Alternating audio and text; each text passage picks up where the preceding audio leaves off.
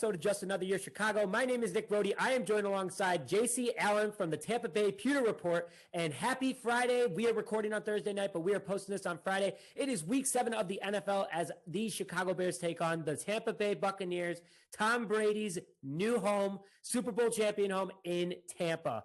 Will Tom Brady be able to remember which down it is? I saw you throwing it up.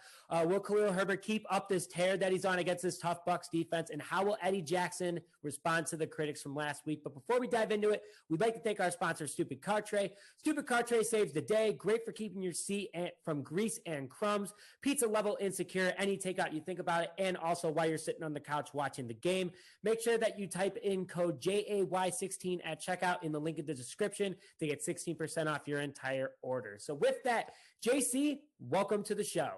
Hey, happy to be here. Happy to talk a little Bucs Bears rematch. I know this is a game that a lot of guys on the team, including Mr. Tristan Wirfs, has circled.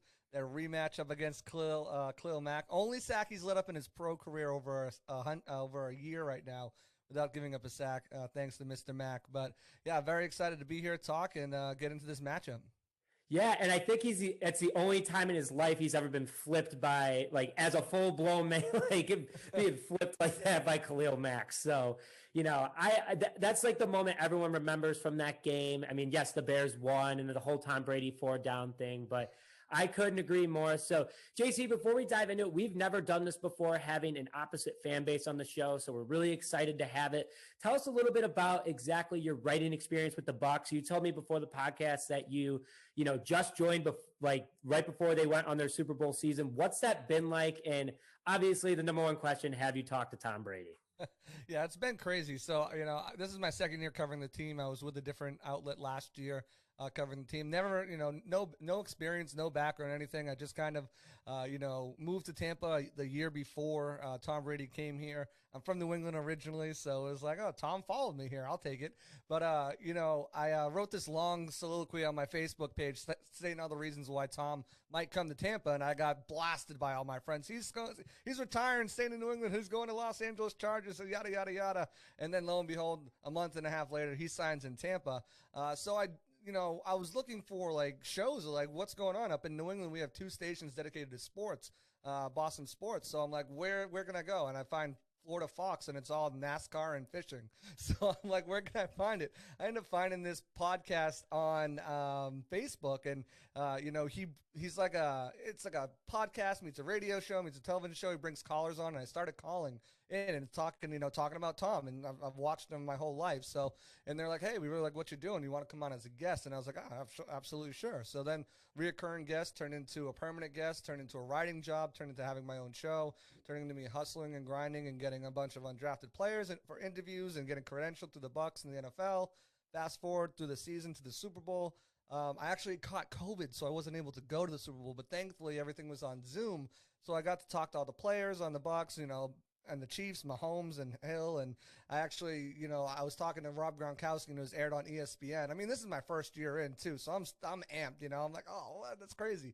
So then, then the draft comes, and I'm a huge off-season draft guy. And, I put in the work, I grinded. I was, at one point I had 4 Zoom windows open doing press conferences at pro days. And Piere-Paul took notice of my grind and my hustle. They asked me to come write for them, and I've been writing for them since July, and it's been amazing. The team is awesome. The access is great.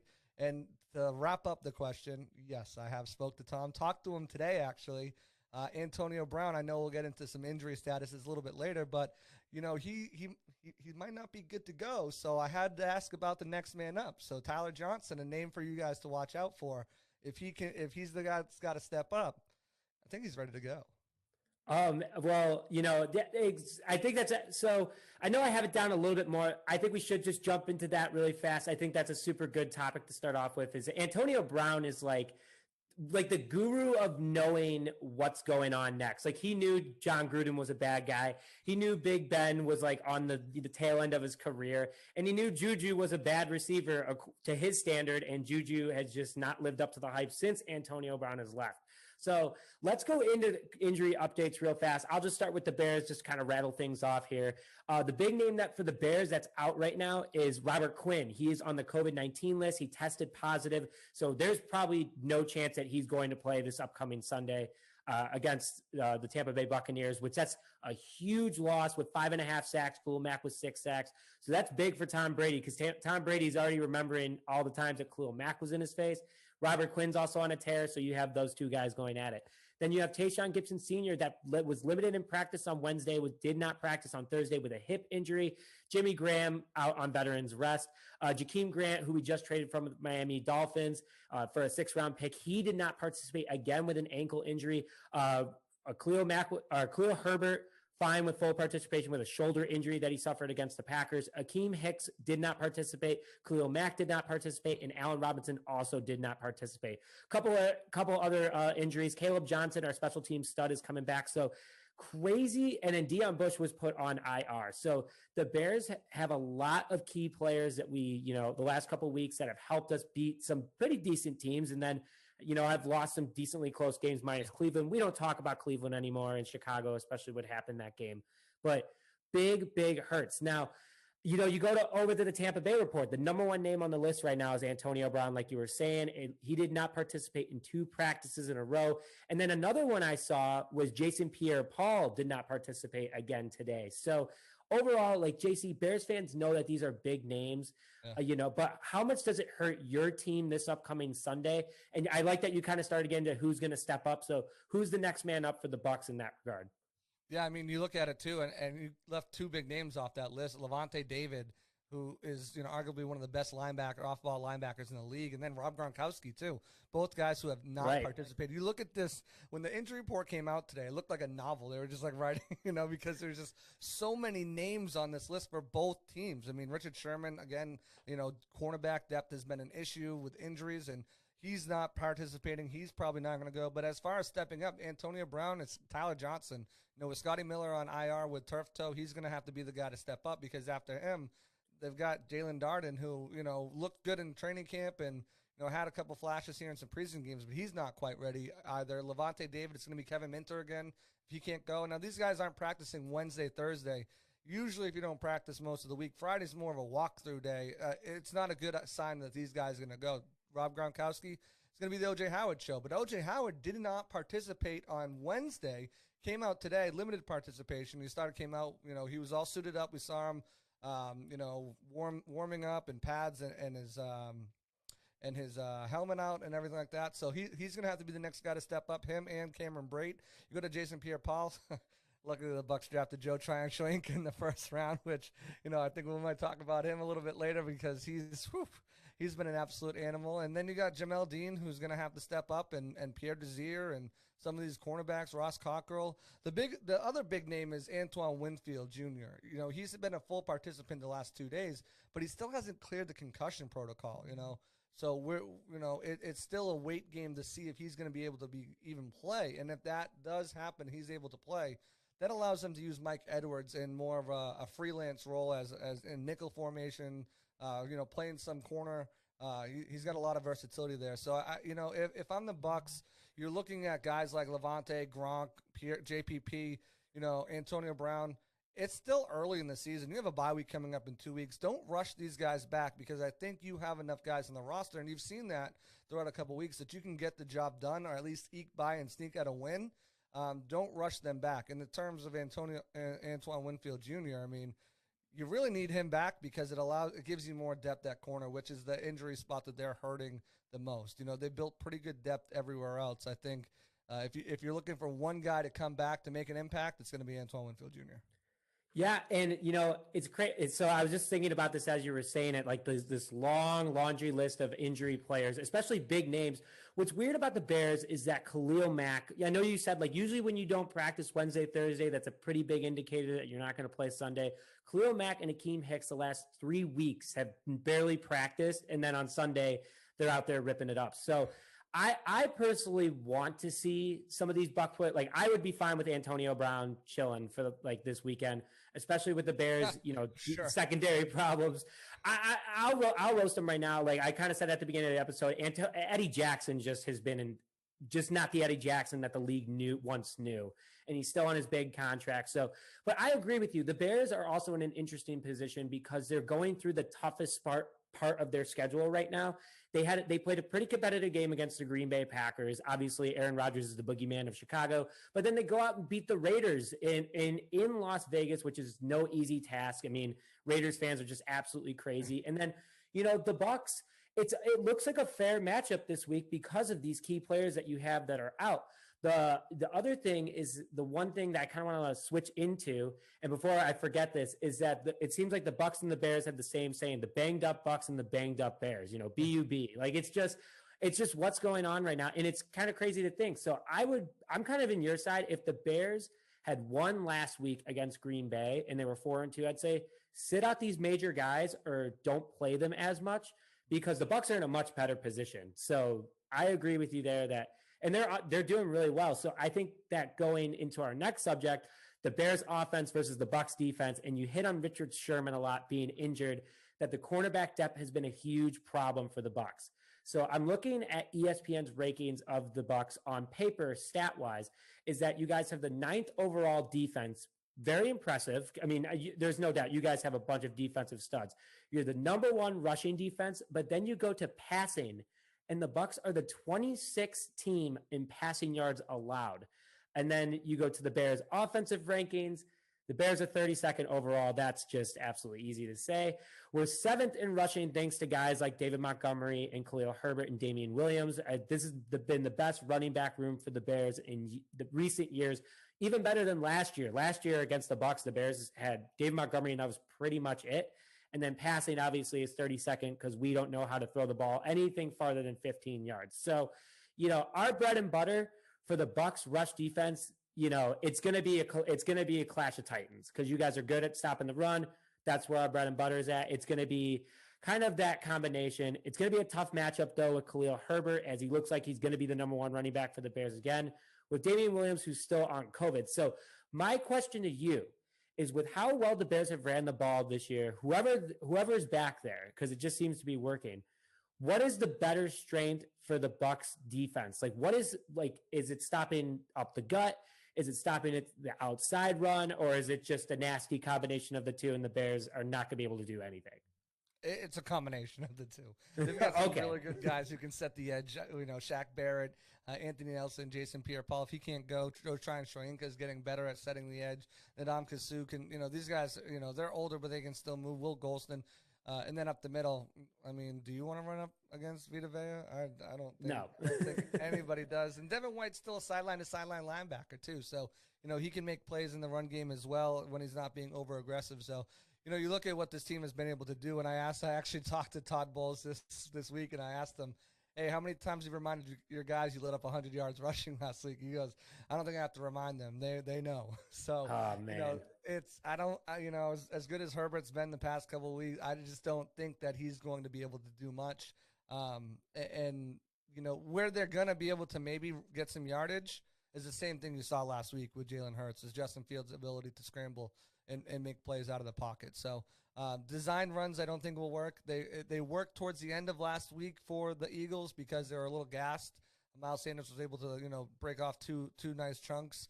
But yeah, I just don't see them being able to get the ball moving on the ground, which even with a banged up secondary, plays right into the Bucs' hands because passing offense has been terrible. And I know it's not all Justin Fields. It's been a combination of everyone you guys have had there, Dalton, Fields. But you mentioned the pass defense of the Bucs being ranked 27th, but that stat is a little bit skewed, and I'll tell you why. Because they've only let up an average of 7 yards per attempt per catch, which is right in the middle of the pack. The problem for the Bucs has been tackling. They're ranked near the bottom of the league in yards after catch, and they've been having some real issues with tackling, not wrapping up, going for the big hit. And that's been the bigger issue, and that plays into those numbers. Plus, I mean, we kind of mentioned it. Teams aren't running against this team, so you gotta pass it. So they're facing far and beyond any of more passing attempts than any other team in the league. I mean, they're only letting up 54 yards a game on the ground. So teams are throwing it a ton more. So those numbers are a little skewed. I think they played better than what the numbers show. They're right in the middle of the pack with points allowed. I think they need to get a little bit better at that. Points matter. It's not so much yardage; it's points. But I think Justin Fields is going to have to try to beat you to the air, and that doesn't bode well for the Bears. That's a big ask. But I'm going to kind of go on the defensive, just obviously because I'm going to defend the Bears till I die. Eddie Jackson, we know that problem all too well in regards to tackling. Everyone else but Eddie Jackson in the secondary has gotten much better at tackling since that Week 1 game against the Rams. But here's the thing about the Bears is that and I'm not sure if you watched the Green Bay versus Chicago game last week, but Justin Fields has an absolute rocket of an arm, and he's able to make plays for himself moving around. If he is able to do what he did against Green Bay, who does have a pretty established secondary, what he did against Green Bay, against the Bucs, same style of play, and not having the depth and the veterans that you guys are used to, I think there is an opportunity for Fields to kind of turn it up. I'm not saying he's going to go for 400 yards against the Bucs. I hope he does. There's no doubt about that.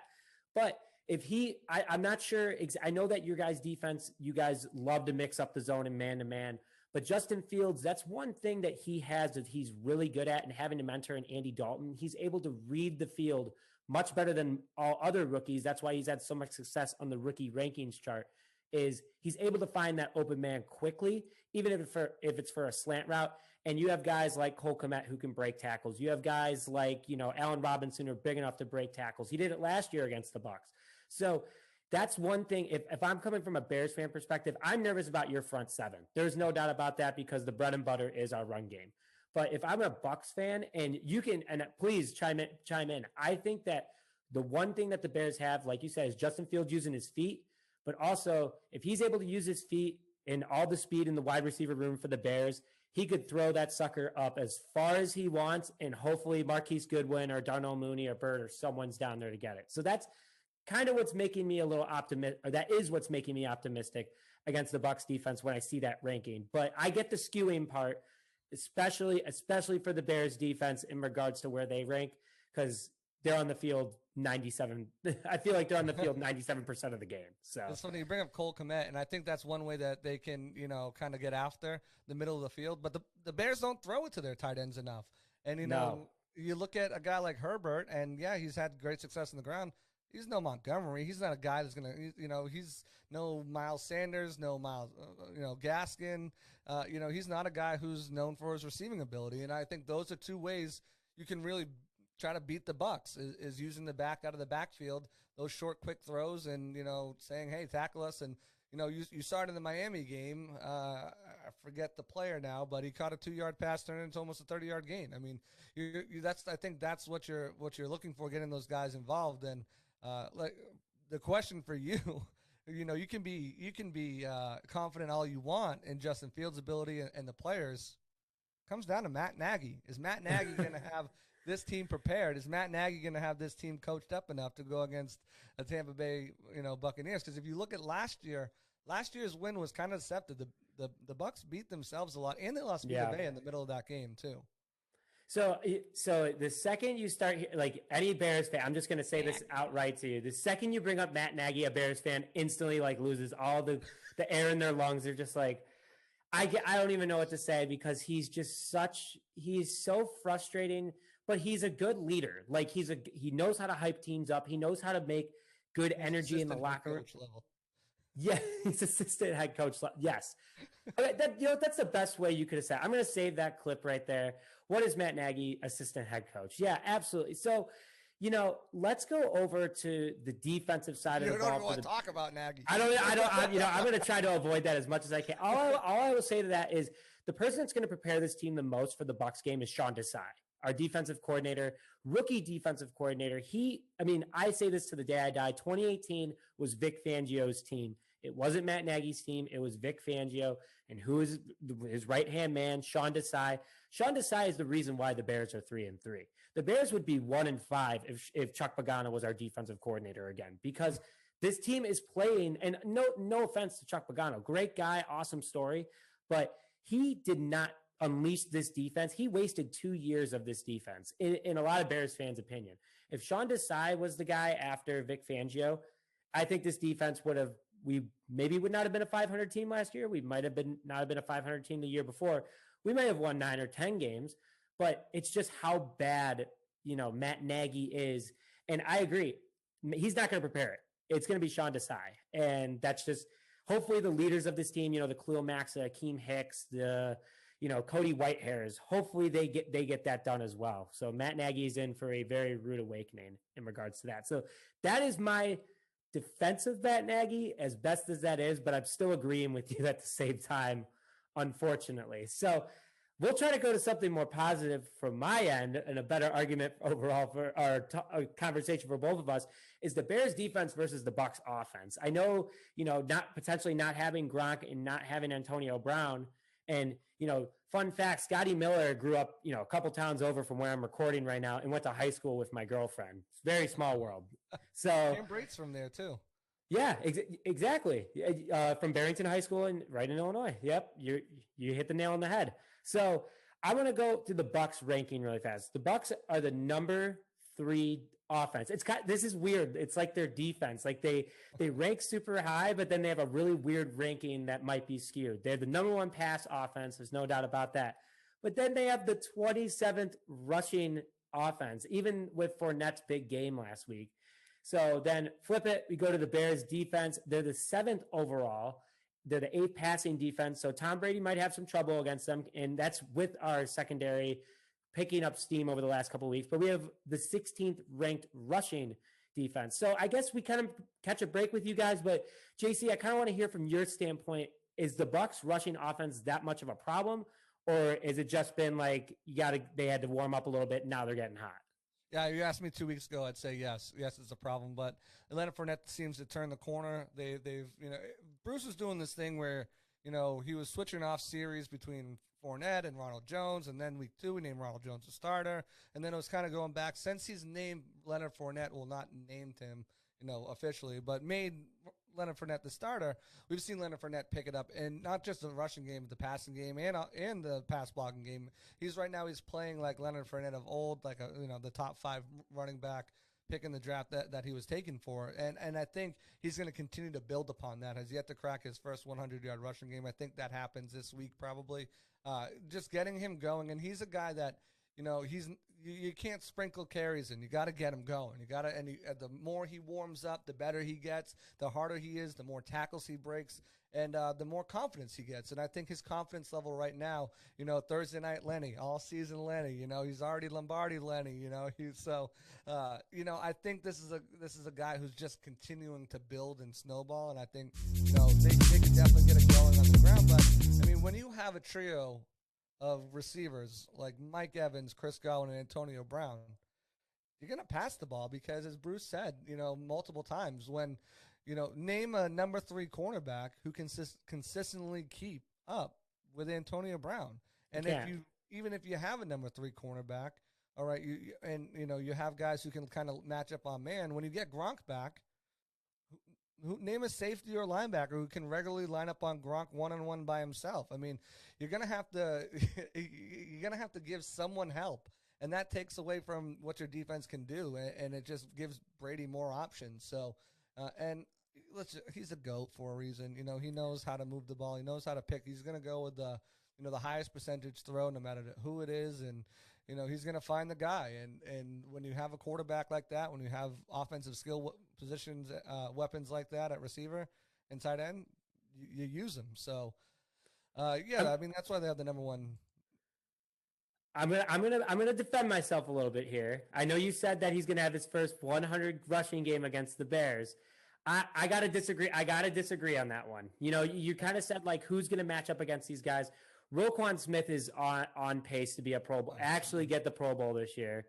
And, Alec Ogletree has been an absolute steal for the Chicago Bears. I think he's number 11 now in linebacker tackles. I haven't checked over the last couple days. But he's been an absolute steal. 2 quick linebackers who can go after big linebackers too. Fournette's no small dude. I mean, he's a big running back. He's a truck. And, if you have Hicks out there, you have, Mack, the big advantage that the Bucs are going to have this week is that Robert Quinn's out. Like Robert Quinn would have been the guy.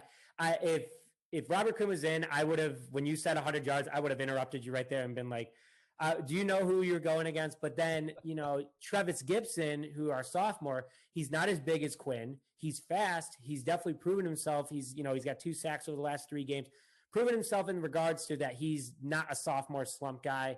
He's a late round pick by Ryan Pace. Ryan Pace loves his late round picks, but I don't think Fournette's going to have as much success as you're saying, just in regards to that. But you make a very fair point. Roquan Smith going against Gronk. I think Roquan Smith could handle it, but for how long? I mean, you have a guy that's 3 inches taller than you, is got a lot more muscle than you. He's going to make it happen, and he's going to need help tackling them. And then also your wide receiver corps. Jalen Johnson's our corner, but then you have Duke Shelley, Deion Bush is out now. Who's lining up against Chris Godwin? And if Antonio Brown's out, that's great for us, but that's a huge disadvantage. The only thing that's going to help us out is that Eddie Jackson actually steps up and does what Eddie Jackson should do. This is the redemption game. And then Tayshaun Gibson Sr. is a fine corner, but did not practice today. And that's not a good sign when you go from limited to did not practice in a 2-day span. So it's going to be a good – oh, go ahead. Go ahead. Just to defend my point on the rushing, the Bears have let up 112 yards rushing. Yes. So Ronald Jones has only averaged about 19 yards, while Tom Brady, his numbers are inflated at 6 because of that 13-yard run. But, I mean, if Ronald Jones, gets in the game and has 20 yards, I mean, we're looking at Leonard Fournette having 190 yards, somewhere around there, 192 yards. I mean, not 100, 92 yards. He only needs 8 more to get 100, so – I think it's in the realm of possibility. If he gets going, he gets hot, Ronald Jones will come in a spell, and maybe Giovanni Bernard will get a run or 2. But if they can eclipse 120, 130 rushing yards as a team, there's no doubt in my mind that Leonard can't get 100 of it. Do you think that Ronald Jones is going to get traded? I know that was a conversation for the last couple of weeks. You don't think they're going to trade him? No, we asked about that at practice yesterday, and actually we wrote an article at Peter Report, so I won't spoil what he said. Go check it out on Piere-Paul.com. But I don't think it's happening. And, I don't think the value's there versus what you're going to get for him versus what could happen if Leonard Fournette does get hurt. He's a great insurance policy, and that's what he's going to be. I mean, you look what he did last year against the Bears. I mean, 17 rushes, 106 yards, 6.24 yards per carry average. So he's a guy who performed last year. He just hasn't. I think it's got to be like a mental block because he's got the skill and he is the best pure runner on the team. I will say that. It just I don't know what's going on with him mentally that he can't get past some of these, fumbles and whatever it is that he mental mistakes with pass blocking, etc. So this is how diehard of a Bears fan I am. I don't play if the Bears are playing any of my starters on my fantasy team. I bench them immediately because I'm like, no, the Bears are gonna. I just know they're gonna shut them down. And I lost by 3 points that week when he went off for over 100 yards, and I was like, oh my god, I gotta get rid of this habit. I did it again last week. I put Devontae Adams on the bench, which everyone's like, what are you doing? I was like, I have a mental rule. I cannot play my starters if they're playing the Bears. Unless I had, what was that? Can't root for Devontae Adams to go off on your Bears, right? I couldn't. He was kind of shut down. I know he got kind of hot, but anyway, we're not talking about the Packers anymore. That was just a heartbreak. Let's move into our 3 keys of the game. I kind of want you to start things off, JC, because the Bears are a scrappy team. They've proven that they can stay within games. I want to hear your 3 keys of the game in order for the Bucs to beat the Bears. Yeah, first establish the run. I mean, that's what we're talking about. I think you got to establish the run. This Bears defense is the middle of the pack. You're losing Robert Quinn. I think you got to get the run going early and often, and make them respect that running game that you have. The passing game is going to be the passing game. I mean, Tom Brady's Tom Brady. I mean, he's going to do Tom Brady things. So, I'm not worried about that. But establishing the run, getting that going. Second thing I think you got to do is stop the run. Make this Bears team one-dimensional. Make Justin Fields have to put on a rookie clinic and beat you. And tying right into that is finish your tackles, finish your sacks, and contain. Finish and contain. Don't let him outside. And you just saw what happened last week when you play sloppy rush lanes and sloppy blitzes. You let up 2 rushing touchdowns to Jalen Hurts. You let up some big yardage to Jalen Hurts. Justin Fields is capable of doing the same thing. So when you're rushing, finish. Make the play, make the sack, make the tackle. And if you're going to be rushing, make sure you're playing discipline in your rush lanes and make sure you're containing him so he's not getting out of the pocket and hurting you and extending drives and, getting touchdowns. And a bonus one, penalties. You gotta cut down the penalties. This Bucs team is first in the league. They're first in the league in penalty yards, and they're second in the league in overall penalties. Their net yardage from the penalty, and everyone's like to say, Tom Brady gets all the calls. Well, their net yardage from penalties they've gotten calls from and penalties that got called on them is negative 208 yards. They have been terrible. Overall, 20 pre-snap penalties on offense and defense. They've got to clean it up. They're at home. You can make some excuses. 3 of their games have been on the road for the first 6 weeks, but you got to clean up penalties because if not, that's going to beat you, and that's what the Bears beat you last year. And a bonus, don't forget what down it is. Hey, right here. I got you. Right here. It's funny. So I'm just going to make a comment, and this is totally roasted. I can already feel people are going to be like, Nick, I feel like you went against the Bears in this. And I think it's just because everyone's frustrated with it. The fact that the Bucs have had almost as many, yards in penalties throughout the season as the Bears would get in a game on offense is pathetic. It's just bad. And the second you said that, and then penalties, like you were saying, the Bears, last week, if you watched that game, there were so many, the no neutral zone infraction against the Packers. That changed the whole mojo of the game. The Bears were up, and then that happened. Bears could have caught up 14-0. Always the could have, but, got to get past that. The Bears don't get – I think it's going to be a penalty spree or there's going to be no penalties at all this upcoming Sunday because the refs are going to be like, well, the teams that we caught against the most, we got to even it out somehow. So either we keep it going or we stop it. So going into my 3 keys, circling back, you said it. The Bears got to tackle. I'm going to agree with you on that in regards to the Bucs, especially you, Eddie Jackson. I'm calling you out. I love that I have an Eddie Jackson photo of him taking it to the house autograph right above me right now because I love Eddie Jackson. But, man, it's making it it's a love-hate relationship right now. He's got to hit somebody. He's got to get the ball back from Tom Brady. The Bears have to get a takeaway. There hasn't been a takeaway in the last couple games, and it's just so frustrating because that's what Bears fans are known and used to. Then I'm going to go with let Khalil Herbert run. If you have Jason Piere-Paul out, let him run. That's a huge run threat. I'm not saying that the Bucs are, now they're easy to run against. They're still pretty tough.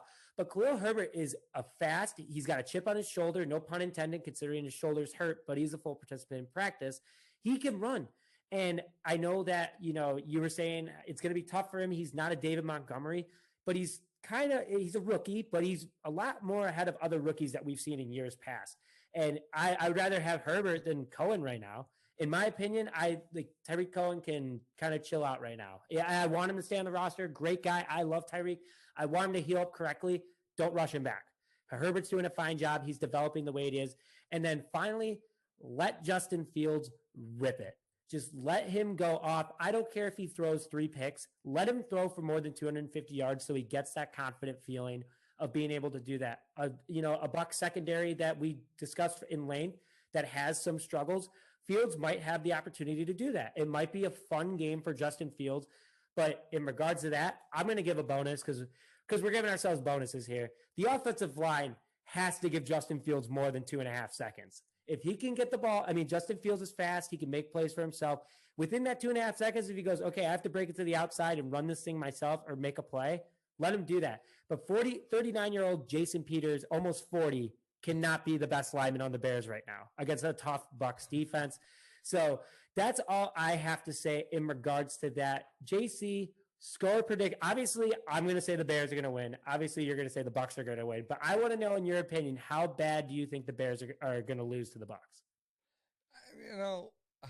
How bad they're going to lose. This is a team I think is really needing to find themselves, and get past, obviously, these injuries and these penalties, mental mistakes. You look at last year after week 5, which was against the Bears, that's when they turned it around. I'm hoping that will be a catalyst for them this week against the Bears, will be a catalyst to turn around those penalties. Bruce Arians mentioned that, it's mostly technique You brought up 3 of the plays, the 2 pass interference, not getting your head around, keep running with your guy, and, holding is just a technique thing. And they've been practicing that and trying to work on that and really implementing this heads. Hey, one of these times this game is going to cost us. I don't think it's this game. I don't think the penalties cost them this game against the Bears. I do think they'll get things going. They'll get the ball moving. And it's, the Bears are going to struggle to get the ball moving. I really think that's going to be the case here. But I do think, they'll get some points on the board. And I think the Bears score probably around 20. They probably score around 20 points, 2 touchdowns, a couple field goals. But the Bucs offense is the Bucs offense, and even without Gronk and potentially AB, that offensive line has been phenomenal. I think Tristan Wirfs gets his redemption and holds Khalil Mack sackless throughout the game. I think they can get the ball moving on the ground, probably 1 or 2 touchdowns, probably a touchdown to Fournette, a couple touchdowns to the air, a couple field goals. Let's go 30-20 Buccaneers. Okay, you know what? I respect that, and that's a lot nicer score than I thought you were going to say. So I appreciate that. And, I think that this could be a really fun game for both teams. If the Bears do end up losing, and I will never say the Bears will lose. I don't think they're going to lose. I think the Bears are going to somehow find a way to beat this team. I'm just going to throw it out there. If Khalil Mack has 3 sacks, JC, what's going to happen is you and I need to jump on either on Monday or Tuesday, and we need to talk just about the offensive line and what happened to the Bucs that game. So I'm going to say Khalil Mack is a player. He's a player. He's a lock for Hall. I mean, he's just an amazing. So, and far better players and better people have been worked by Khalil Mack, so no surprise if he went off. And I hope he has to with Robert Quinn being out, and I'm going to reinstate myself because I know I'm definitely going to make some people mad when I'm saying, how bad do you think the Bears are going to lose? I just was like, because I think that the Bears are going to beat the Bucs bad because I'm just a Bears fan. That's just how I look at it. I'm going to go, it's going to be a tight game. I just have that feeling. I have a feeling Cairo Santos is going to win us the game on a field goal, and everyone in Chicago is going to go absolutely insane. All right. I'm just saying, I got it 24-21. I got Brady throwing 3 touchdowns against our defense, but I can't wrap my head around the Bucs rushing all over the Bears. And who knows what's going to happen? I'm no genius. I can't see in the future, but I got to be in a close game. I think that Justin Fields has a good opportunity against a considerably weaker secondary than what he experienced last week. Hopefully he'll be able to, sling it, rip it, and go upfield. I just want the best for him. And I think that going against the GOAT and having a strong performance and then that after game, like Tom Brady saying something to him. Let me just ask you this. If the Bears win, let's just throw that out there. Is Tom Brady shaking Justin Fields' hand, or is he walking off the field like last year? It's not Nick Foles, so yeah, of course. Could you imagine if for some reason Foles comes in the game and somehow wins it, and Tom Brady still does? He has no excuses in it because what was his excuse last time? He's like, "Oh, I was just going off the field. They didn't see him. It was just." Yeah. It was something like that. And everyone went off. That game was just hilarious. First of all, it's a Thursday night game. Thursday night games are always weird games. You look at this past game against the Eagles. This is a game I circled because it was a Thursday night game. I was like, this is a game that might be closer than people think. And I gave a close score prediction last week. And, it's just, they're so weird. And that was played into it. And then him forgetting what down it was. And then, the whole no handshake thing. People were like, it was funny. Yeah, 4, but, Brady's 5-1 against the Bears all time. So, it felt good. It felt good all the year, especially. I know you said you were with the Patriots at this time when the Bears lost 38-37. I think it was back in 2019 when Kevin White, all he had to do was reach a little far. Yeah, that's a name, right? Like he had to reach. I was high on him, man. He made me look like a jerk in the draft process. Well, I know, like we're talking Bears, but one last thing about Kevin White is that a lot of people blame Pace for that. How can you blame Pace for a guy that was a piece of glass? Like he was hurt every single game, but when he played, he showed flashes. He's still in the NFL. I think he's on the Saints. The Cardinals the last time I remembered. Yeah, he was Saints practice squad. Yeah. He's on the Saints practice squad, right? Good for him. I mean, hey, he's making $150,000 to be on the practice squad with. Right. I'll take that. Well, yeah, any day of the week and twice on Sunday. But man, all right, JC. I know that this is definitely our longest episode ever, but definitely the most fun. I warned you. He did warn me, but I was looking forward to it because this is a new perspective, and I think that like doing stuff like this moving forward. I don't know who the Bucs play next, but we have ironically someone on our team who is a Packers fan, and I think that this makes it a lot more fun in regards to like being able to talk about like the other team and compliment the other team, but also casually defending yours. So it works out. Like this was a good time. So I really appreciate you coming on, man. Seriously. The Bears, I mean, they have a tough break this year. They're back in every other game, home, away, home, away. The schedule makers are not nice to them. Then they went out and got Andy Dalton, and then, Justin Fields. They traded for Justin Fields, who could be the future. I think he will be. I was very high on Justin Fields. I kind of wanted the Patriots to take him, but, obviously they leapfrogged them. They got Mac Jones, who I'm, very, I'm high on him as well. And it's not bad. And Kyle Trask, but, Justin Fields, I think, once they get a different head coaching staff in there, I think he's got a very bright future in the NFL. But, hey, you know what? If it doesn't work out, if nothing works out and they lose this game and they don't make the playoffs this year, you'll always have this. Oh, my God. You were waiting for that one. When Tony watches this, he's going to go, hey, that's my line. He always is like, we're making the Super Bowl shuffle again. It's going to happen. Oh, man. 85 Bears. I wasn't even, my dad was my current age when the Bears won the Super Bowl. So it is what it is. You got the Rex Grossman version, unfortunately, didn't you?